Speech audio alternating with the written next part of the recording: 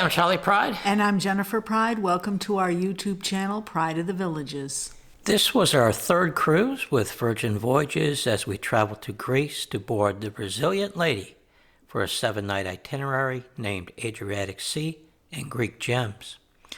On our YouTube channel, we have published 5 videos on our 2 previous cruises with Virgin Voyages. First was our 5-night Dominican Day cruise on the Scarlet Lady to include port calls in the Dominican Republic and Bimini, Bahamas. Next was our 7-night cruise on the Valiant Lady from San Juan to the Lesser Antilles, where we highlighted the ports of call and our tips on spending sailor loot and bar tab, as we had a lot to spend. We do not plan on repeating anything from those videos, such as the ship's deck plans, dining, or daily activities, as they are pretty much standard across all 3 Virgin Voyages ships. We will be publishing a video on the port calls of the Adriatic Sea and Greek Gems itinerary, but first we want to highlight in this video our experiences pre-cruise in the cities of Athens and Piraeus, Greece. The video should be informative for anyone flying into Athens, departing from the port of Piraeus, and maybe planning to spend some time in either of the 2 cities pre-cruise. Up front, I'm going to apologize for any mispronunciation of Greek names during the narration of the video. Our cruise departure from the port of Piraeus was on Sunday, the 26th of May, and not having been to Greece previously, we decided to enjoy 2 full days exploring pre-cruise, so we flew into Athens on Thursday, the 23rd of May. Processing through passport control and customs was very efficient, and soon we were out of the airport. We had elected to spend our pre-cruise nights in Piraeus and travel to Athens during the day for sightseeing. Primary reasons for this is Piraeus is less touristy, less expensive, and had more hotel availability than Athens. Also, the metro line was so convenient traveling from Piraeus to the Athens city center.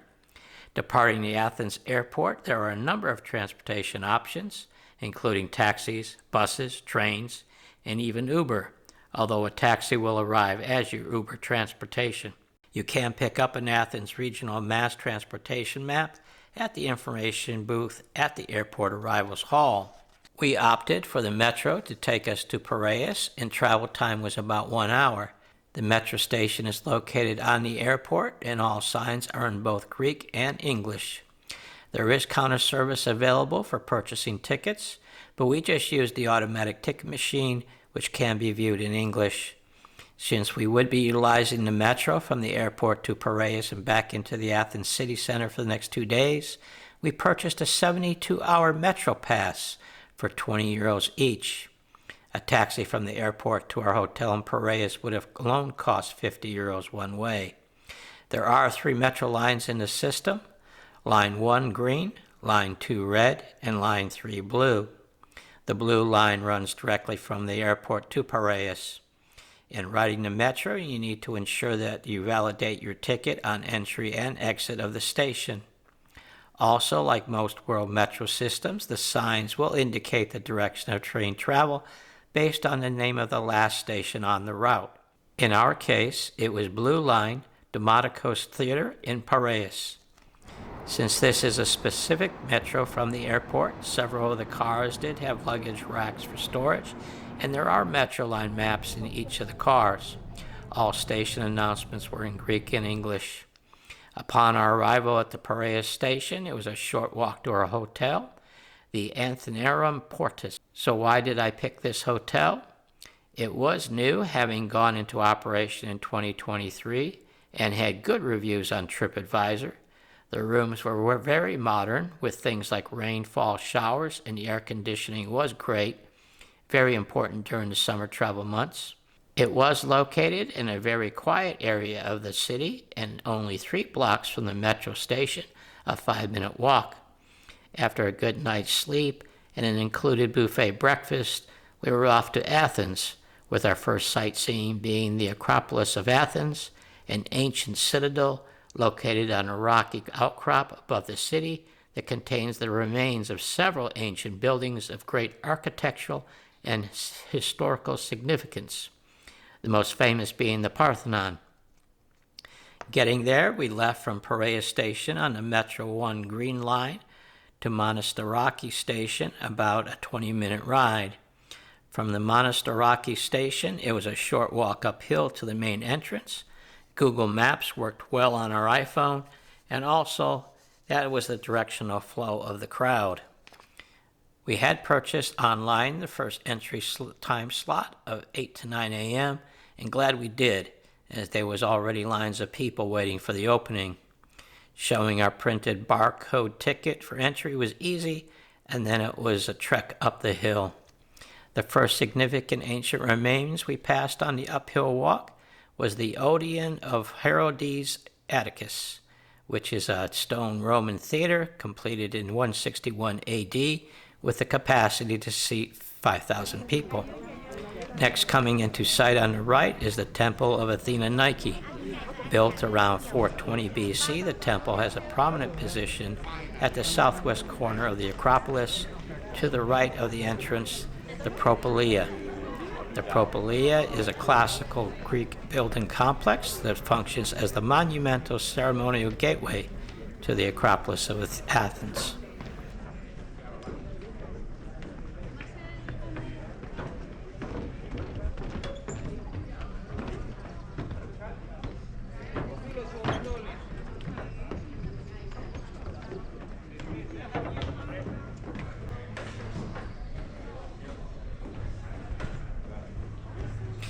Once through the entrance, there once stood, but now long gone, was a colossal bronze statue of Athena. Athena was regarded as the patron and protectress of Athens and the goddess of wisdom and warriors. The Parthenon is now clearly visible and is a temple dedicated to the goddess Athena. Its decorative sculptures are considered some of the high points of classical Greek art, and the Parthenon is considered an enduring symbol of ancient Greece, democracy, and Western civilization. The Parthenon was built in the 5th century BC in thanksgiving for the Greek victory over the Persian Empire invaders during the Greco-Persian Wars. Like most Greek temples, the Parthenon also served as the city treasury. You also notice the ongoing restoration work that commenced in 1975.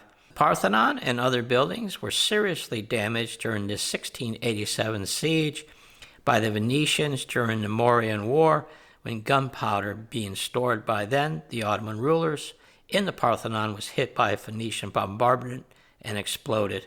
The other significant building remains is the Erechtheion, or Temple of Athena Pylais, which is located on the north side of the Acropolis and honors both Athena and Poseidon. There were originally a number of other great temples located on the Acropolis, but unfortunately only their foundations remain today. Besides all of the impressive ancient remains on Acropolis Hill, the 360-degree views of the city from this point are amazing. The best viewpoint is on the northeast corner, where there is an elevated position noted with a flying Greek flag. From here, you get a good look at the neighborhood of Plaka, which we will be visiting next. Also in the distance is Mount Lycabettus, which offers stunning panoramic views of Athens city and the Acropolis, making it a prime spot for photographing the city's historic landmarks. We did not visit this mount, but I understand if you like a workout hiking up steps, this is a good one. There is also a funicular that will take you to the top. So our top 5 tips for visiting the Acropolis are: 1. Go early and beat the largest crowds in the heat of the day. Another option is to go late in the day towards the evening. 2. Purchase your tickets online to ensure that you are admitted, as there are capacity control measures in place. 3. Make sure you wear sturdy shoes with some traction on the soles. You will be walking on dirt, concrete, and marble can get very slick. 4. Protect yourself against the sun. Not only are you in exposed higher elevation, but the sun will reflect off the marble. And lastly, bring some water, you will need it. On our way back down at 10 a.m. through the Propylaea, we noticed the crowd size entering had doubled from when we arrived. Exiting the hill, we walked along the bottom of the south slope and past the Acropolis Museum. This ultra-modern museum houses ancient artifacts from the Acropolis archaeological site. We passed on this museum as we had planned to visit the National Archeological Museum the next day. We then entered the neighborhood of Plaka. Due to its proximity to the Acropolis, Plaka remains the area where the majority of foreign visitors stay and play, with a number of sidewalk restaurants serving authentic Greek food, to including the Victory Cafe, where we had lunch and would highly recommend. It had great food and service at a very reasonable price. Here you can wander through the narrow cobblestone alleys, where you will find quaint shops selling jewelry, clothes, ceramics, and souvenirs, often classier items than what you will find in the Monastiraki Flea Market. Jennifer picked up some gifts from this store specializing in products made of wood from olive trees. Being one of the oldest neighborhoods in Athens, you'll be able to see Roman columns, medieval churches, and ancient landmarks. Its pedestrian zones make for a pleasant place to escape from the city's notorious traffic, although an occasional moped will come through. There are a number of bakeries and gelato stands for that afternoon treat. Just outside the Plaka neighborhood sits the most impressive Metropolitan Cathedral of Athens. Popularly known as the Metropolis, it is the Orthodox Cathedral Church of the Archbishop of Athens and all of Greece. 90% of the population identifies as Greek Orthodox Christians. So that concluded our first day in Athens, and it was back to Piraeus for the late afternoon. The next morning, our first stop was the National Archeological Museum. Note the absence of people at the 8 a.m. opening. This is the largest archaeological museum in Greece and houses some of the most important artifacts from a variety of archaeological locations around Greece, from prehistory to late antiquity. It is considered one of the greatest museums in the world and contains the richest collection of Greek antiquity artifacts worldwide. It was founded at the end of the 19th century to house and protect antiquities from all over Greece, thus displaying their historical, cultural, and artistic value. Gold collection and vase collection was Jennifer's favorite. The sculptures collection was impressive, to include this bronze statue of a boy jockey on a horse. Jewelry, weapons, tools, and coins, and other ancient items were also on display. Artifacts derived from archaeological excavations in places like Santorini, the Aegean Islands, Delos, Sparta, Athens, shipwrecks, and from various other places in Greece. Note that backpacks are not allowed inside the museum. They must be checked. Again, get there early, as this was the crowd in the galleries at 10 a.m., and this was the line waiting to get into the building. From the museum, we walked down to Syntagma Square, crowned by the imposing Parliament building on its upper side and surrounded by other large structures such as hotels. The Greek monument to the unknown soldier is located at the front of the Parliament building. A national shrine, it is guarded 24/7 by the elite presidential guards. A large wall features a bas-relief of an ancient Greek soldier who has fallen in battle. The tomb is behind the panel. Bronze plaques on the wall list the modern battles where Greek soldiers have fought. They start with the Balkan Wars and the most recent in the Cypriot War of 1974. Ancient quotations are inscribed on either side of the monument. The best time to see the monument is when the changing of the guard ceremony takes place. The changing occurs every hour on the hour. The Presidential Guard uniforms are very unique and their drill movements are precise. While this was one of the hourly changings that we observed, there was a much grander ceremony at 11 a.m. on Sundays with a band and a larger contingent of the guards. Ensure to get to your standing spot early, and considering the likely crowd size. Heading into the Syntagma metro station, we noticed the displays of ancient artifacts that were uncovered. We then took the metro to Monastiraki Square, named after the tiny monastery church at its center. Monastiraki Square is a lively spot by day or night. The square is lined with several food and drinking establishments. We stopped for lunch at the Greco's Project that specializes in traditional Greek food. We were given an outdoor table on the edge of the square, which was ideal for people watching. Jennifer and I both opted for the open-faced gyros, and it was delicious and filling. Besides the metro station, the official flea market is an unbroken row of souvenir shops. Jennifer was able to pick up a pair of Greek-made sandals at a very good price. Back on the square, we noticed the hop-on, hop-off bus. We understand that there is a route incorporating the sites of Athens and Piraeus, so that is another transportation option if you choose. Apart from the dramatic backdrop of the Acropolis, Monastiraki's network of alleys and pedestrian streets surround the remains of both the Greek and Roman agoras, as well as other ruins such as Hadrian's Library. These areas charge a separate admission, although there is a accommodation ticket that can be purchased that includes entrance to several of them. The Roman agora had a resident cat. Stray cats are commonplace in Athens, and I understand Greece in general, so expect to see them lounging about. We spent our late afternoons exploring the city of Piraeus. There are several significant buildings in the city, to include the Municipal Theater of Piraeus. Next to the theater is the sacred Cathedral Temple of the Holy Trinity. It is the largest Greek Orthodox church in its community and serves as the metropolitan seat of the holy metropolis of Piraeus. The current building as it stands today was constructed in 1979, though a church on this site was first built in 1839. That church was completely demolished during the bombing of the city by the Allies during World War II. Today's church was built in Byzantine style with a capacity of 3,100 people. In the yard stands a statue of Constantine XI, the last emperor of the Eastern Roman Empire. As I already mentioned, the religion of the Greek people is an important aspect of their culture, so it's no surprise that there were several other Orthodox churches on our walking route. Next was the Church of St. Spyridon, a church built in neoclassical style and known for its striking paintings and ceiling art. Then the St. Nicholas Church. St. Nicholas is the patron saint of the seas and thus the protector of the navy and the sailors. Piraeus is the epitome of a seaport city, home to the Naval Academy for the Greek military.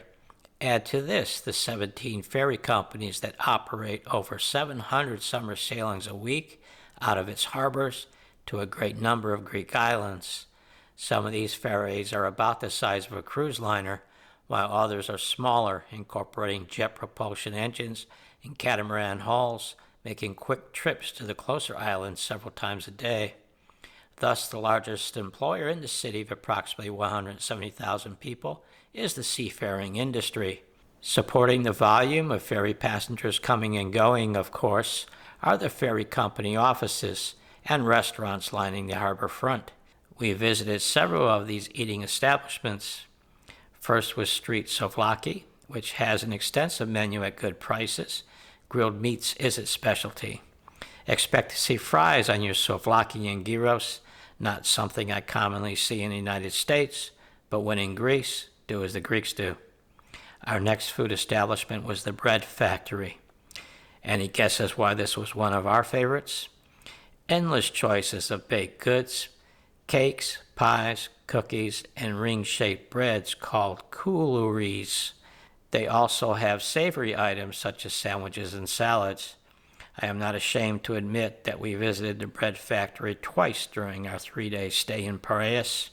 If you need a strong coffee to go along with your cake or as a pick-me-up, there is a whole row of coffee stands along the harbor front. Besides Piraeus being a huge marine commercial industrial center, it is also home to one of the largest and nicest marinas in Greece. The Bay of Zea Marina has a total of 670 berths for boats up to 150 meters in length. After our second day in Athens, we decided to use the late afternoon to explore this area of Piraeus. Taking the metro to the Demodokos Theater station, it would be a short walk to the Zea Marina Esplanade. The theater station was only opened in 2022 and is a museum station with detailed information, diagrams, maps, findings, and video projections highlighting the history of the water supply in Piraeus during antiquity. Pretty cool stuff for a metro station. Arriving at the marina, the Piraeus Clock Tower marks the center point. From here, we found the east side esplanade the most scenic. Lined with outdoor seating for the restaurants across the road, seafood looked to be the dominant menu item. $1 million yachts were numerous in the marina and provided great backdrop for those enjoying a meal. Then there was this little guy, probably looking for a seafood meal as well. Impressive was this reconstruction of an ancient Greek trireme named the Olympias. It was an actual commissioned vessel in the Hellenic Navy. There were several other wooden sailing vessels giving tours as well. Walking our way around to Alexandra Square, we came across this memorial to the genocide of the Pontus Greeks. We then approached the Love Piraeus sign and had great views of the coastline. Now, Piraeus is not famously known for its beaches, but they do have some if you want to dip a toe in the Saronic Gulf. And that basically ends our highlights of Athens and Piraeus. But before moving on to the cruise port embarkation process, we want to share a couple of tips with you. First, the currency in Greece is the euro. Our credit card was widely accepted, and vendors preferred the electronic tap method for purchases. However, it's not a bad idea to have some euros in cash for tips and use of the restrooms. Public toilets are scarce, so utilize the museums and drinking establishments' restrooms when available. Also, don't be surprised if public toilets do not have seats. We found this to be the case several times. We found food portions in Athens and Piraeus restaurants to be large and cost less compared to the cruise port calls in Croatia and Montenegro. Some religious buildings will request that you not have exposed knees or shoulders to enter. Greece uses the two-pronged round electrical plug, so if staying in a hotel, bring one. The ship cabins have both this plug and the U.S. standard. Athens has some problems with pickpockets, and you are reminded on the metro to watch your valuables. I would also be cautious of other crowded places like the flea market. We found automobile drivers generally courteous to pedestrians at crosswalks, but motorcycles and mopeds is another matter. They will ride on the sidewalks and in the pedestrian zones, so just be cognizant of them. Cigarette smoking is more common in Greece than in the U.S., especially amongst the older population. Lastly, graffiti is a common sight in Athens, not only on the metro cars, but on a great number of the buildings. Some of it can be classified as street art, but most of it is just tagging to include inside the metro cars themselves. Moving on to the cruise port and the process for boarding. We had a 2:15 p.m. boarding time, and our checkout time for the hotel was 11 a.m. We received notification from Virgin Voyages that we could drop our bags early at the dock, but would have to wait for our scheduled time to board. The cruise terminal area is located at this point in Piraeus. We were boarding at Terminal B. From our hotel, this would have been too far to walk, and the closer metro station was still a 20-minute walk to the pier. So we took a taxi from the hotel, and surprisingly it only cost us €5. Terminal C was one huge parking lot with tent buildings set up. Getting our bags tagged and out of our hands was a breeze. We then went into this tent roof structure, which divided the seating into boarding times. With a couple of hours to wait, we decided to explore the area directly around the terminal. While walking, what we found was this one lion sculpture by Terminal C, which is a replica of one that was taken by early invaders. Then there was this church. It was Sunday morning, which everything was very quiet, and the surrounding streets were primarily residential. So not much to see around the direct port area. At the terminal building itself, there was a souvenir shop, a Hard Rock brand shop, which was rather odd, an ATM, a seating area for rock star clients' embarkation, and a convenience stand. Back in the tent building was the main check-in area, and our group was processed very quickly at the scheduled time, and we were soon crossing the pier to board the ship. The standard security wristband scan at the gangway, greeting by the hostess, and up the elevator with immediate access to our cabin. So we were now on the ship, and that concludes our video on pre-cruise Athens and Piraeus. We will get the cruise itinerary video out shortly, and that will primarily highlight the ports of call of Dubrovnik, Split, Kotor, and Corfu. and anything specific to the Resilient Lady that differs from our previous sailings on the Scarlet and Valiant Lady. So until that video, we wish you a great day and see you then.